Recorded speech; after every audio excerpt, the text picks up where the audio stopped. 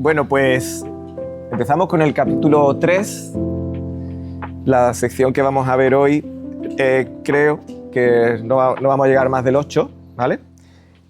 Es muy técnico, aviso, ¿vale? Lo de hoy es muy técnico y nos va a mostrar a través de la escritura que pobrecito el hombre que no tiene nada que hacer. Pero cuán santo es nuestro Dios, ¿verdad que sí? Así que, digamos, no será tan deleitoso como otros pasajes, pero sí de mucha instrucción. Y una pequeña reseña de la conclusión del capítulo 1 y 2, pues concluíamos a través de lo que estábamos estudiando de que tanto judíos como no judíos, como gentiles, ya explicamos lo que eran gentiles, hablábamos del término griego que estaba asociado a lo que es la casa de Israel, así que tanto las naciones mezcladas o mejor dicho al revés, la casa de Israel entremezclada entre las naciones y el pueblo judío o la casa de Judá, todos son culpables, ¿vale? Esta es la sentencia, todos son culpables. Y entonces estamos viendo que el apóstol Pablo aquí se nos va a poner en una posición de acusador, ¿vale? Tenemos al apóstol Pablo que, ha dicho así de manera coloquial, va a poner a todos de vuelta y media, ¿vale? Pero más adelante él va a tomar otro papel que es de defensor, ¿vale? Y concluimos en esto, en que todo el mundo es culpable, ¿vale? Muy bien, nos quedamos ahí, vamos a leer esta sección que he dicho de 3, 1 al 8, pero quiero empezarla al final del 2, ¿vale? Para coger el hilo. Por ejemplo, del 2.27, ¿vale? Para no tirar mucho hacia atrás.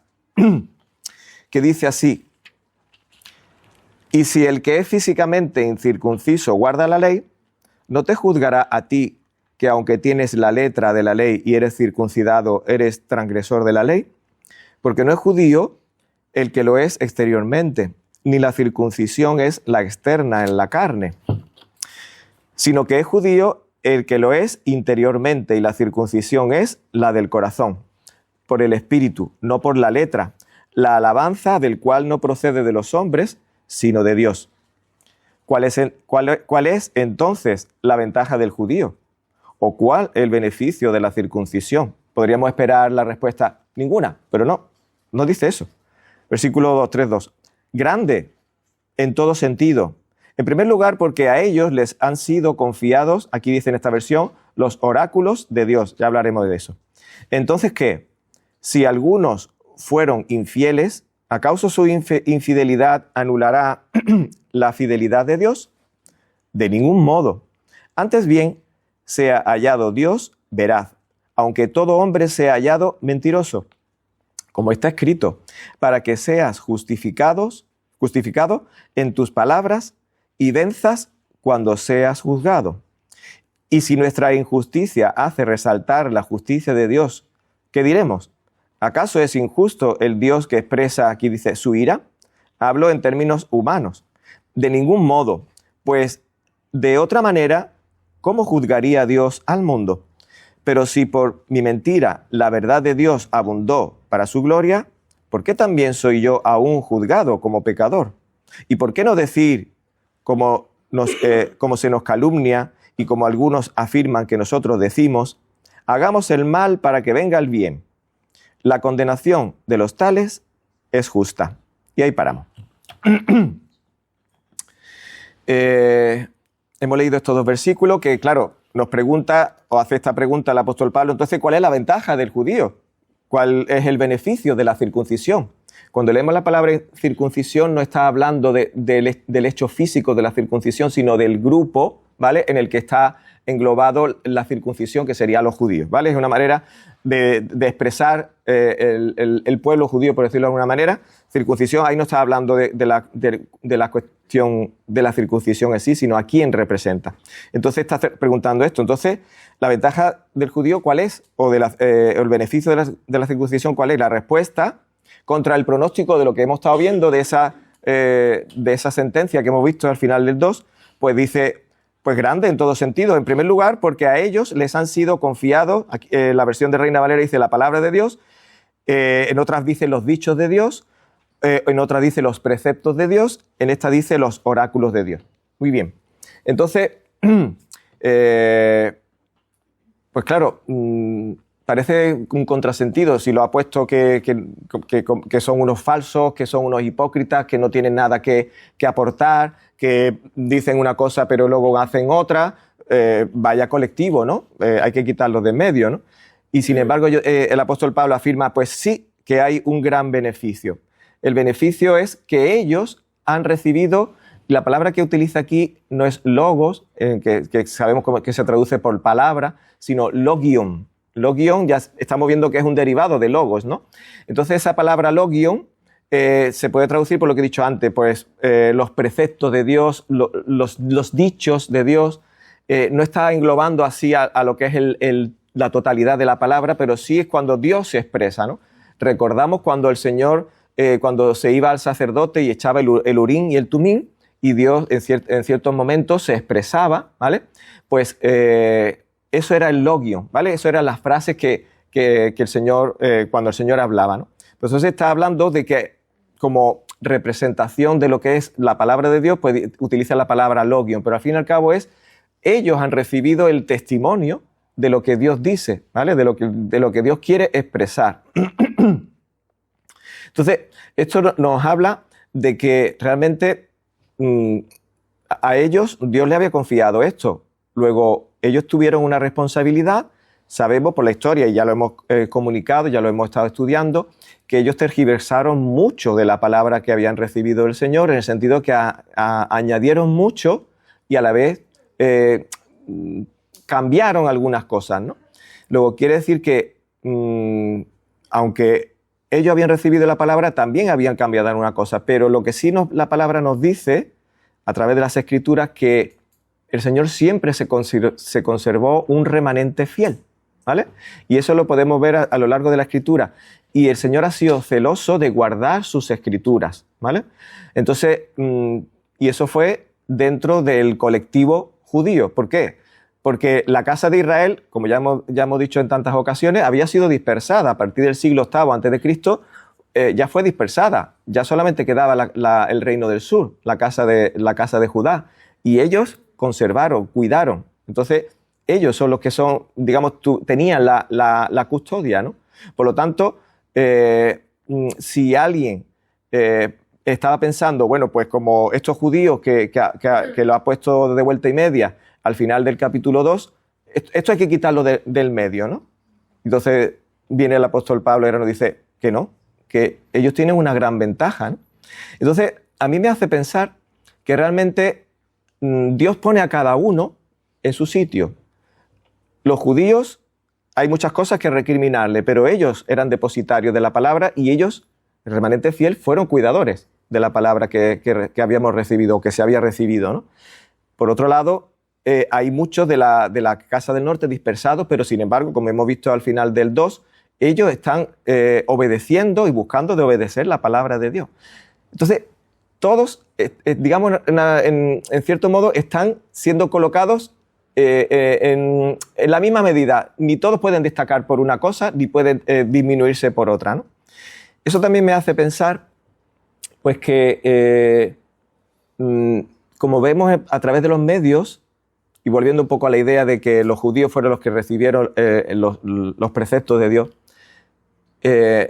vemos cada día que se está levantando un antisemitismo muy fuerte. Siempre ha existido, y pienso que siempre va a existir este antisemitismo, pero estamos en nuestros días, estamos teniendo una ebullición de otra vez sumarse una fuerte animadversión al pueblo judío. Algunos comparan como los tiempos previos a la Segunda Guerra Mundial, cuando el partido nazi se alzó en Alemania, y algunos lo comparan como en esos tiempos, ¿no? Se está levantando un antisemitismo bien fuerte. Y entonces, esto quiere decir que ellos fueron los que recibieron la palabra y a la vez crea como una antipatía, crea como en algunos sectores como incluso podríamos decir que envidia, y tiene su justificación porque la palabra también nos habla de que la casa de Efraín y la casa de Judá no se llevan bien, hay mucha rivalidad entre ellos, entonces tiene cierta justificación.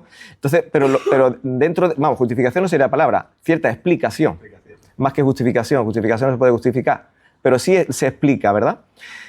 Quiero llegar a la conclusión de que tenemos que medirnos nosotros mismos hacia ese antisemitismo que está subiendo, ¿verdad? No sé cada uno cómo estaremos viviendo esto, pero incluso en colectivos, en grupos que se llaman cristianos, está creciendo mucho este antisemitismo y esta fobia, ¿no? Incluso se quiere justificar de muchas maneras, ¿no? Pero por otro lado, también está la otra parte, ¿no?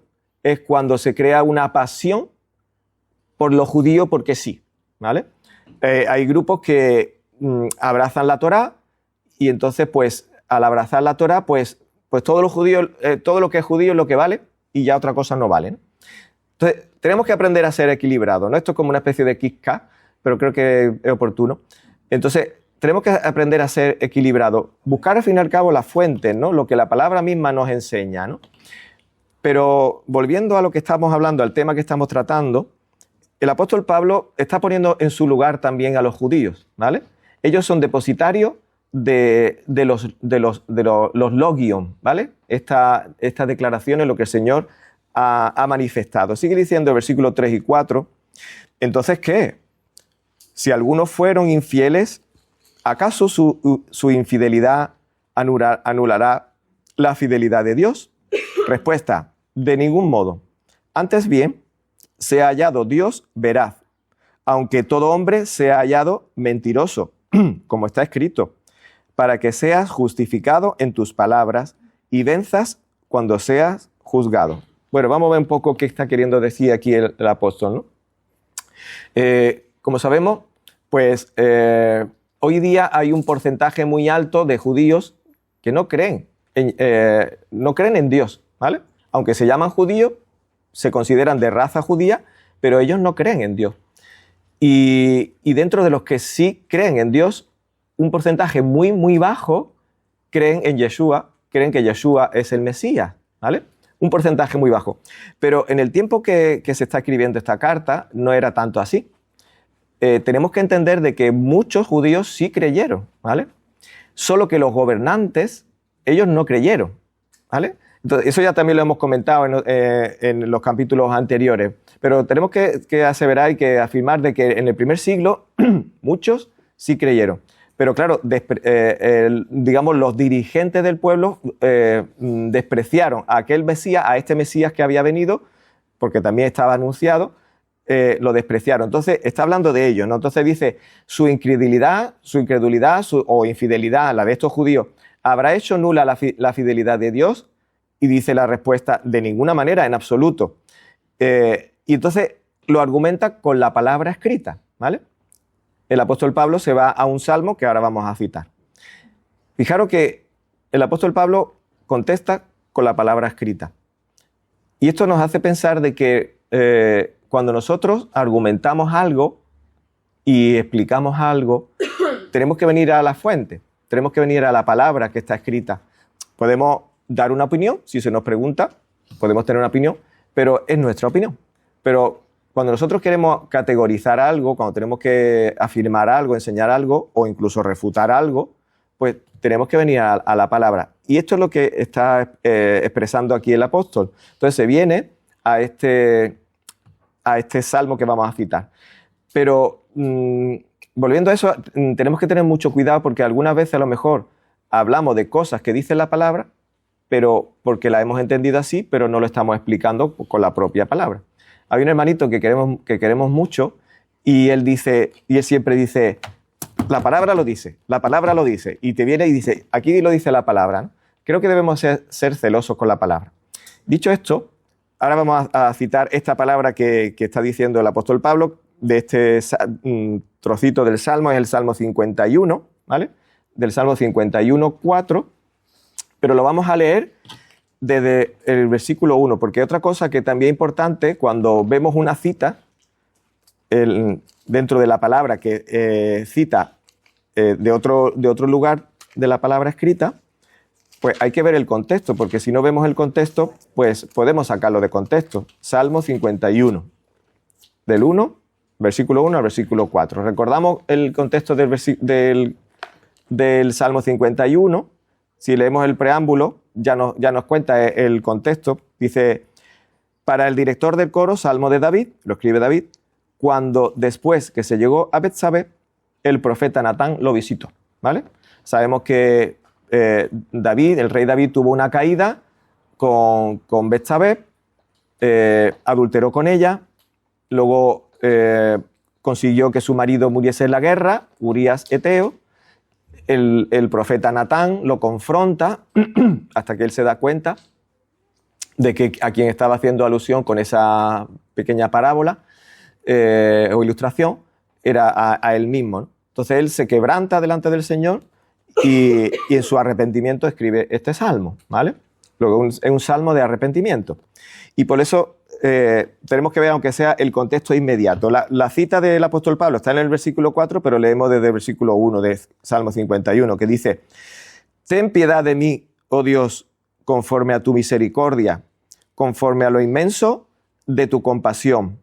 Borra mis transgresiones, lávame por completo de mi maldad y límpiame de mi pecado, porque yo conozco mis preceptos y mi pecado está siempre delante de mí. Contra ti solo he pecado y he hecho lo malo delante de tus ojos». Y aquí viene la cita. «De manera que eres justo cuando hablas y sin reproche cuando juzgas». ¿Vale? Entonces, aquí el salmista, David, está expresando, pues, por lo que había pasado él. Está hablando de su infidelidad, está hablando de su injusticia, está hablando de todo lo que había cometido, ¿no? Al fin y al cabo está hablando del pecado del hombre. Si lo generalizamos, pues está hablando del pecado del hombre frente a la santidad de Dios, ¿no? Porque al final del 4 dice, de manera que eres justo cuando hablas y sin reproche cuando juzgas. Está hablando de la justicia del Señor y también de manera derivada de la santidad de Dios, ¿no? Así que ya estamos viendo el enfoque de este capítulo 3 que el apóstol Pablo está dando al lector.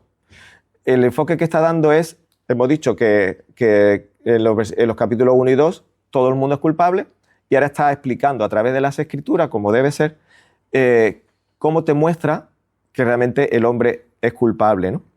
Y entonces está haciendo un contraste entre la naturaleza humana, que ahora lo vamos a seguir trabajando. Por eso dije que hoy era muy técnico, porque hay bastantes citas y no es tan halagüeño, porque al ser humano nos va a poner como estamos, como somos, ¿no? Nos va a mostrar cómo es nuestra injusticia, cómo es nuestra infidelidad, como lo que estamos viendo en este versículo 4 de Romanos 3, y por contra, que estamos viendo en este versículo, y citado también el 3:4 de Romanos, y por contra, esta justicia de Dios, esta santidad de Dios, ¿no? Entonces, claro, vemos dos mundos diferentes, un Dios que es justo, que es santo, y un hombre que es totalmente pecador, un hombre depravado, caído, ¿no? Entonces, ahí vemos una mala noticia, y es que el hombre no tiene remedio, no hay, así en este nivel, no se ve solución. Digamos, hasta donde hemos llegado, no se ve solución para el hombre, ¿no? Y vamos a seguir viendo un poco eso. Vamos a hacer alusión a otra cita, que es Job capítulo 10, porque vamos a ver cómo el hombre también, en cierto modo, tiende a justificarse delante de Dios, y es lo que quiero mostrar ahora. En esa naturaleza caída que el hombre tiene, cómo se muestra delante del Señor. Cuando ha caído, a lo mejor se justifica o excusa ciertas cosas, ¿no? Y a modo de ejemplo, cuando alguien pasa por una turbulencia, pasa por una prueba, no se nos viene la pregunta, ¿y Señor, y esto por qué? O Señor, ¿qué está pasando? O Señor, ¿qué he hecho yo, no? ¿He sido malo? Entonces, esas preguntas se nos vienen, ¿no? Y es un poco estas preguntas que Job le comunica a Dios, a veces también poco como queja, ¿no? Entonces estoy intentando hacer ver nuestra naturaleza, a través de estos ejemplos por las Escrituras, nuestra naturaleza. Job capítulo 10 y versículo del 1 al 7. Dice Job: hastiado estoy de mi vida, daré rienda suelta a mi queja, hablaré en la amargura de mi alma, le diré a Dios: no me condenes, hazme saber por qué contiendes conmigo. ¿Es justo para ti oprimir, rechazar la obra de tus manos y mirar con favor los designios de los malos? ¿Acaso tienes tú ojos de carne o ves como el hombre ve? ¿Son tus días como los días de un mortal o tus años como los años del hombre? Para que andes averiguando mi culpa y buscando mi pecado. Según tu conocimiento, ciertamente no soy culpable. Sin embargo, no hay salvación en tu mano. Hasta aquí la lectura. Entonces vemos que Job está presentando una queja delante de Dios. Y además una queja, yo diría, para mí, en unos términos bien fuertes. Se pone delante de Dios de una manera como, podríamos decir que incluso rebatiéndole. Repito, no estoy haciendo... Quiero que lo que nosotros vemos en Job lo veamos en nosotros. Es donde yo quiero llegar, ¿verdad? Y el versículo 2, Job 10:2 dice: no me condenes, hazme saber por qué contiendes conmigo. Como diciendo, si yo no he hecho nada. Versículo 3, ¿es justo para ti oprimir, rechazar la obra de tus manos y mirar con favor los designios de los malos? Es decir, tú tratas mejor a los malos que a mí. Versículo 4, ¿acaso tú tienes ojo de carne o ves como el hombre ve? Diciendo, tú no puedes saber lo que yo estoy padeciendo, yo soy hombre, pero tú eres Dios. El 5, ¿son tus días como los días de un mortal o tus años como los años del hombre? Para que andes averiguando mi culpa y buscando mi pecado. Es decir, me está zarandeando en mi corta vida, me está zarandeando, ¿no? Según tu conocimiento, ciertamente no soy culpable, yo soy inocente. Sin embargo, no hay salvación para mí, no me estás liberando, estoy oprimido, estoy deshecho, ¿no? Entonces, vemos esta condición del hombre en la que el hombre entra, que no se ve a sí mismo culpable, excusa y se pone delante de Dios, tutea a Dios, o incluso a lo mejor diciendo, Dios te está equivocando, ¿no? Pero ¿cuál es la respuesta de Dios a este caso? Job capítulo 40, versículos 6 al 9. Esta es la respuesta de Dios a Job. Bueno, parte de la respuesta, son 3 versículos nada más, o 4. Entonces Yahvé respondió a Job desde la tormenta y dijo: ciñe ahora tus lomos como un hombre. Yo te preguntaré y tú me instruirás. ¿Anularás realmente mi juicio? ¿Me condenarás para justificarte tú? ¿Acaso tienes tú un brazo como el de Dios y truenas con una voz como la suya? ¿Vale? Entonces, esta es parte de la respuesta de Dios, porque hay mucho más, evidentemente, ¿no? Pero el Señor le hace ver, como diciendo, mira, Job, prepárate y yo voy a ser el que te voy a preguntar a ti, ¿no? Y le lanza un montón de preguntas que Job, evidentemente, se queda sin respuesta, ¿no? Pero en el versículo 8 Dios le está confrontando y le está diciendo, oye, ¿es que tú vas a anular mi juicio? ¿Eres tú más justo que yo? ¿Tú vas a anular mi juicio? ¿O me vas a condenar para que tú te justifiques? ¿Te pones tú por encima mía? ¿Acaso tienes tú un brazo como el de Dios y truena como una voz como la suya? Diciendo, ¿tú tienes el poder que yo tengo? Pero vemos que Job, en cierto modo, se ha envalentonado delante de Dios y ha presentado una queja. Entonces, volviendo ya a Romanos 3, 3 y 4, que dice esta pregunta, entonces, que si algunos fueron infieles, ¿acaso su infidelidad anulará la fidelidad de Dios? El hombre diciendo, yo voy a ser infiel porque así Dios va a ser fiel, pero eso es una hipocresía, ¿verdad? Y el hombre, como sabemos, como muchas veces hemos escuchado, se argumenta delante de Dios, como hemos visto aquí, poniendo a Dios como diciendo, oye, y tú que eres tan bueno, como dice la gente, ¿por qué permites tanta injusticia? ¿Por qué permites tantas guerras? ¿Por qué permites que haya hambre a lo largo del mundo? Y no obtienen respuesta. Hace una semana hablaba con una hermanita de la congregación y me decía que un familiar suyo pues estaba enfadado con Dios porque le había hecho muchas preguntas y Dios no le había respondido nada. Entonces, como Dios no le había respondido nada, pues entonces, como es que estaba enfadado con Dios. Tenía derecho a estar enfadado con Dios porque no le responde, ¿no? Esta es la respuesta del hombre y esta es la condición del hombre. Así que el hombre es como si estuviera diciendo, pues yo voy a seguir siendo infiel. ¿Tú eres fiel? Vale, pero yo voy a seguir siendo infiel, ¿no? Entonces, ¿esa infidelidad acaso anula la fidelidad de Dios? No, Dios es fiel en cada momento. Y entonces la respuesta es, de ningún modo, antes bien se ha hallado Dios veraz, aunque todo hombre sea hallado mentiroso, como está escrito, para que sea justificado en tus palabras y venzas cuando sea juzgado. El apóstol Pablo está haciendo aquí una mención de la que conocemos como la versión, la Septuaginta, ¿vale? Que como ya sabemos también se escribe en el siglo II antes de Cristo, ¿vale?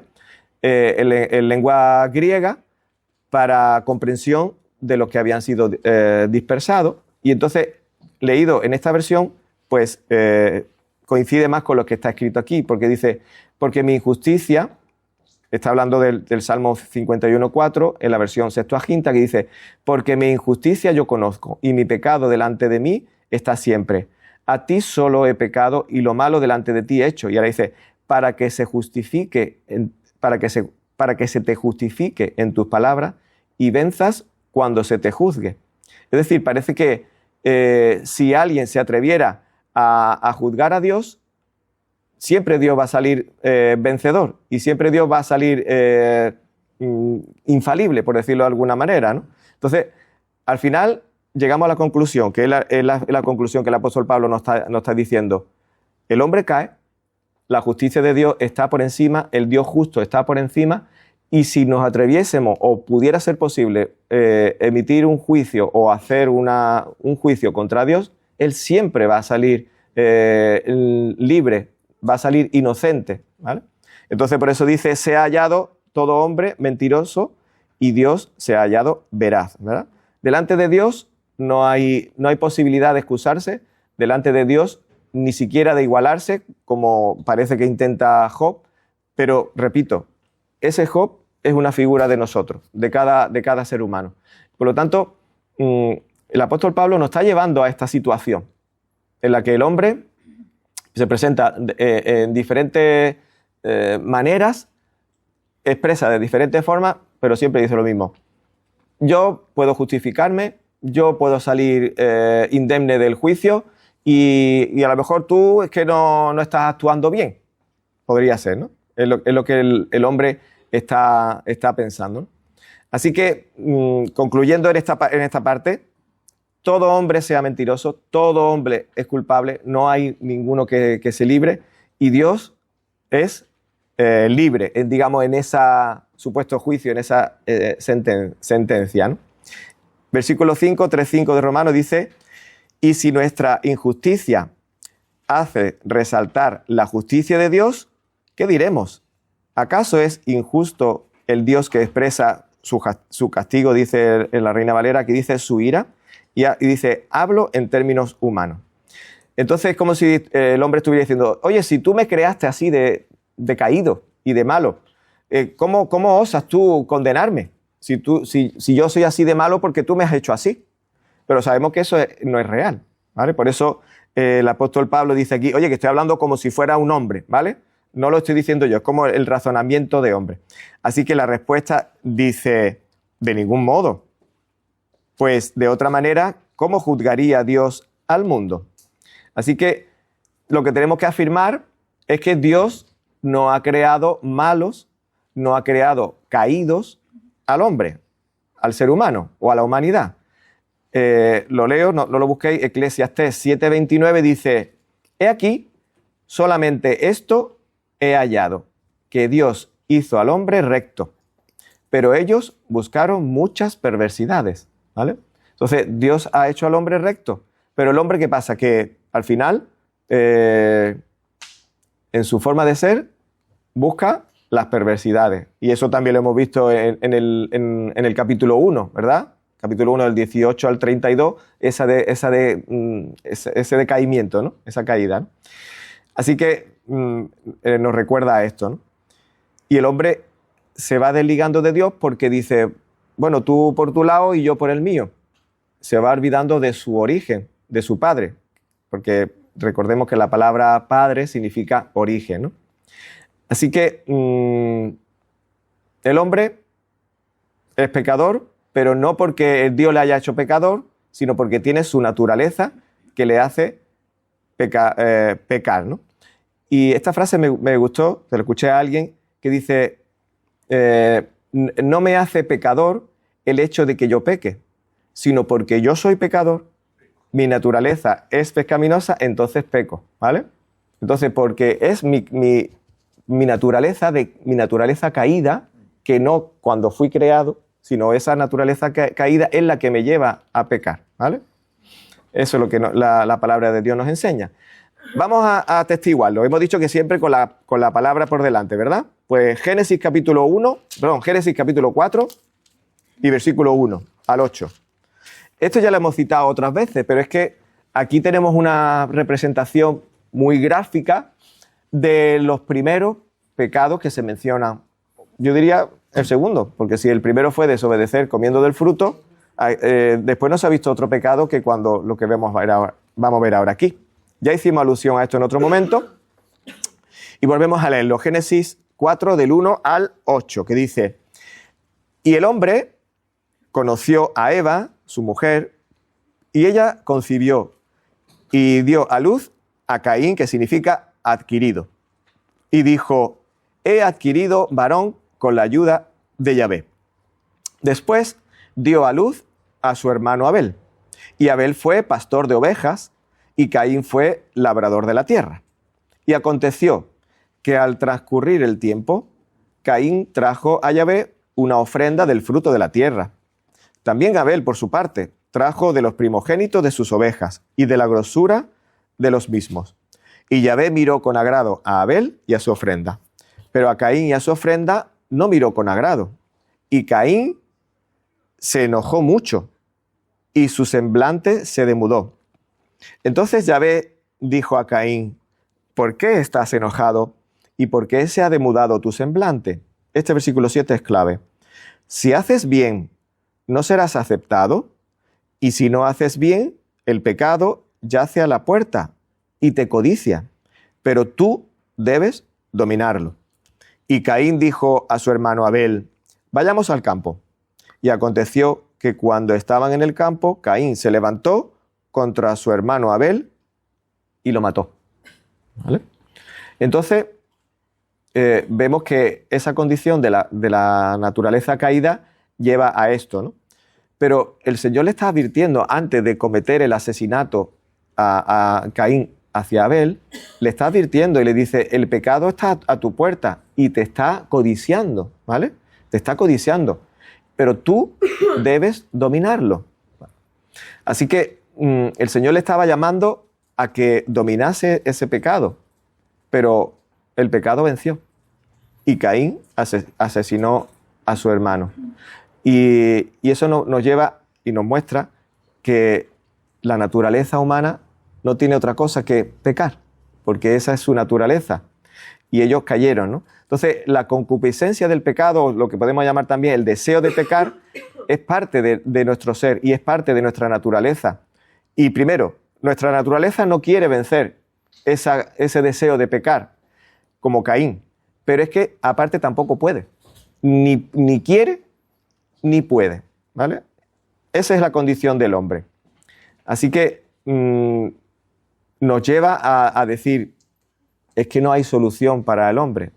Y eso es lo que el apóstol Pablo nos está llevando ahora, nos está conduciendo ahora a llegar a esta conclusión. No hay solución para el hombre, ¿no? A no ser que Dios la provea, como veremos más adelante, ¿no? Pero sí nos lleva a decir, qué miserable, ¿no? Qué miseria en la que yo me encuentro, en la que el ser humano se encuentra. De esta manera nos ayuda a entender mucho más la gracia de Dios, porque si estamos buceando en esta esfera en la que estamos hablando en este tiempo, ¿no? En esta sesión, en ver cómo esa naturaleza caída, en observar que el hombre se autojustifica lo injustificable, ¿no? Y en observar también que el hombre ni puede ni quiere salir de ahí, pues cuando se abre una ventanita y empiezas a poder ver que Dios muestra su gracia, es como cuando tú estás en una habitación oscura y de pronto se abre una pequeña luz. Imagínate que aquí estamos y es de noche y se ha ido la luz, pero alguien enciende una linternita y ya podemos ver aunque sea algo, ¿no? Una cerilla, ¿no? Pues esto es la progresión que estamos viendo, ¿no? Jeremías 17:9 dice: engañoso es el corazón más que todas las cosas y perverso, ¿quién lo conocerá? Esa es la condición del hombre, ese es el corazón del hombre. Santiago 1:13 y 14 dice: que nadie diga cuando es tentado, soy tentado por Dios, porque Dios no puede ser tentado por el mal y él mismo no tienta a nadie, sino que cada uno es tentado cuando es llevado y seducido por su propia pasión, ¿vale? Eso es lo que hay, el deseo, ¿no? En el ser humano, en la naturaleza caída. Romanos 7:22 al 24 dice: porque en el hombre interior me deleito con la ley de Dios, ese hombre que Dios ha regenerado en nuestras vidas.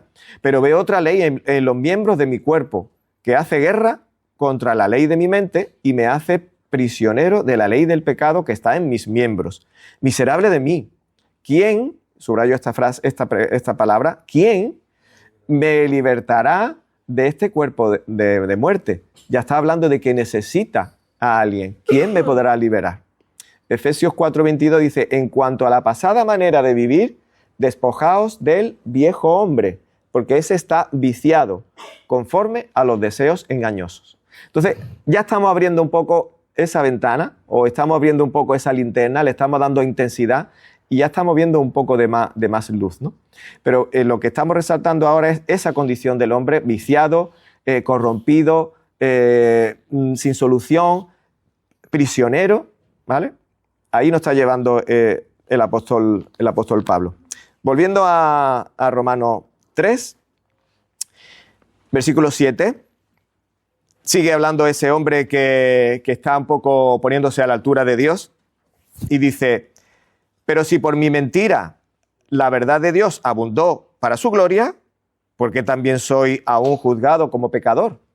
Esta pregunta es interesante porque es como si alguien le está diciendo: bueno, si yo soy malo y eso está haciendo que se vea que tú eres bueno, pues eso está bien, ¿no? Porque se está manifestando tu justicia, ¿no? Pero eso no tiene sentido, ¿no? Porque redundar en la miseria y redundar en lo que Dios ha condenado, no puede ser que Dios apruebe eso, ¿no?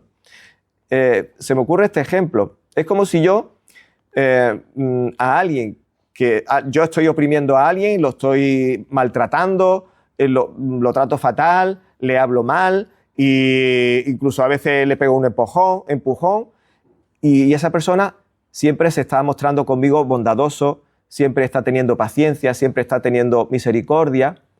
Y yo precisamente, pues como él se comporta así, pues lo sigo haciendo peor. ¿Por qué? Y digo, no, porque lo sigo haciendo porque así se muestra él lo buena persona que es. Porque yo lo trato con la punta del pie y esa persona, ya estáis viendo lo buena persona que es. No tiene sentido, ¿verdad? Entonces, es lo que el apóstol está diciendo aquí. Si mi mentira, si por mi mentira la verdad de Dios abundó para su gloria, ¿por qué también soy aún juzgado como pecador? Pues eso es la pregunta que se está haciendo aquí, esa pregunta retórica, ¿no?, que está presentando el apóstol Pablo, ¿no? Entonces, esa es la condición del hombre. El hombre siempre quiere justificarse, siempre tiene algo, siempre tiene una salida, y eso lo vemos en cualquier persona y lo vemos también nosotros. Cuando discutimos con alguien, llevemos o no llevemos razón, buscamos pum, para llevar la razón como sea, ¿no? Así es la condición del hombre. Versículo 8, y aquí termina esta sección, y terminaré yo también. Y sigue preguntando el apóstol Pablo: ¿y por qué no decir, me salto el paréntesis, hagamos el mal para que venga el bien.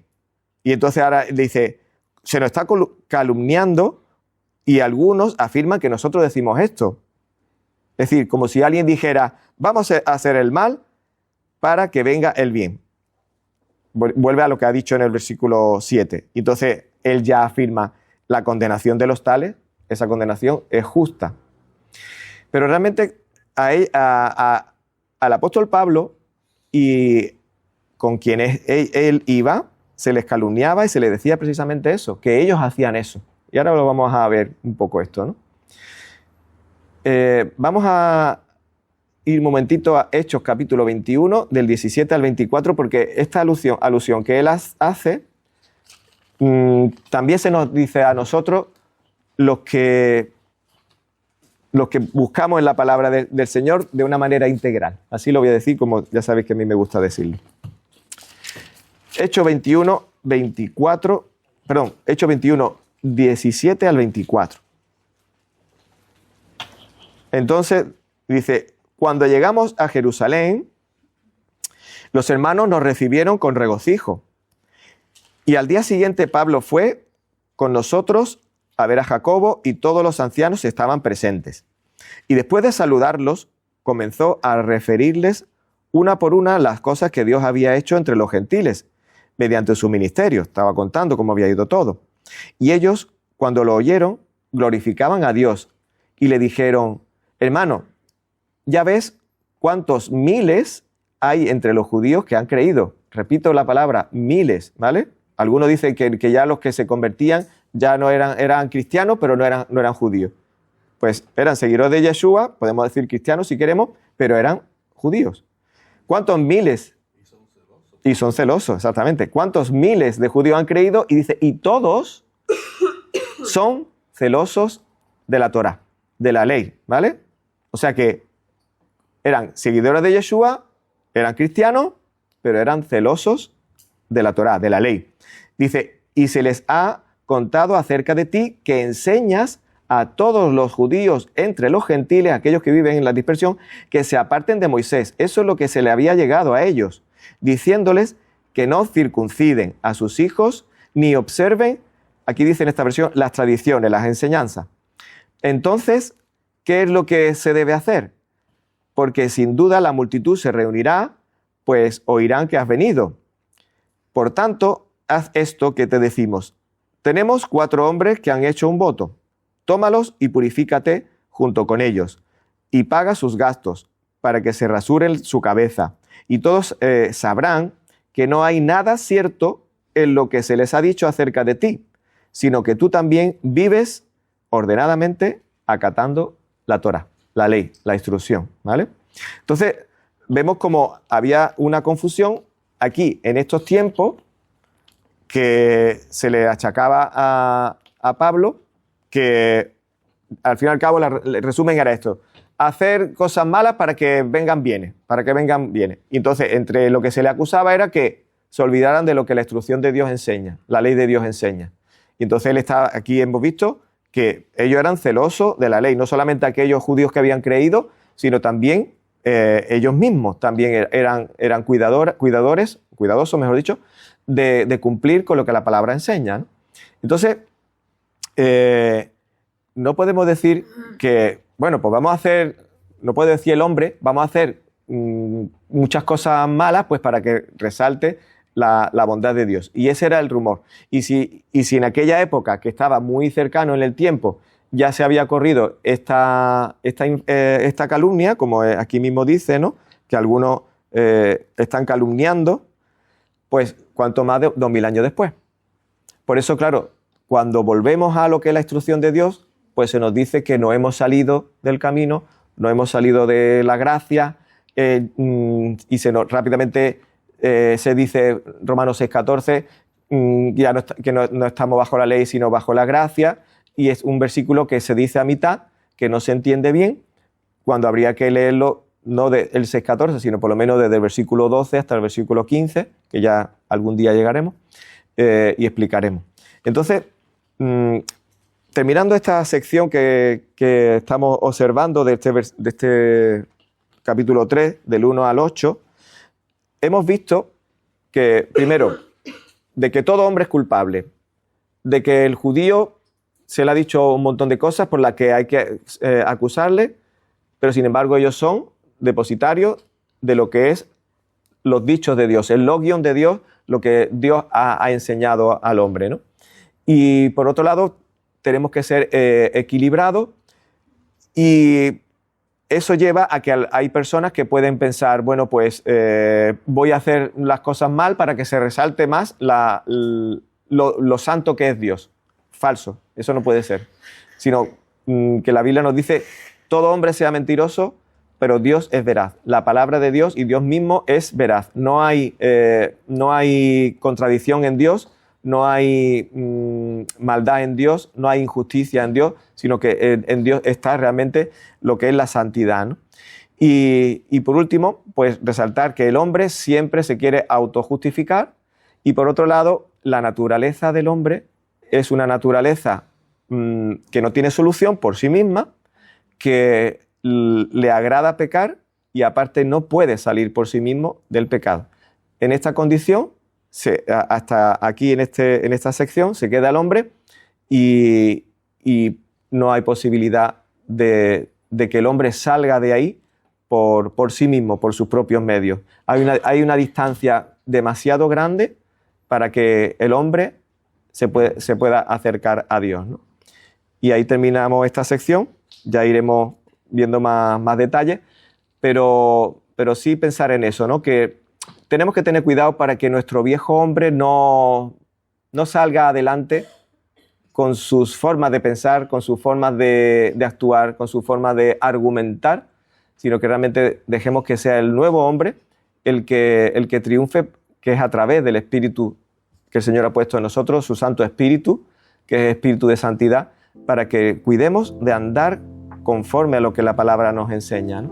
Y que siempre seamos cuidadosos de argumentar con la palabra escrita, no con opiniones, porque esa es la gloria.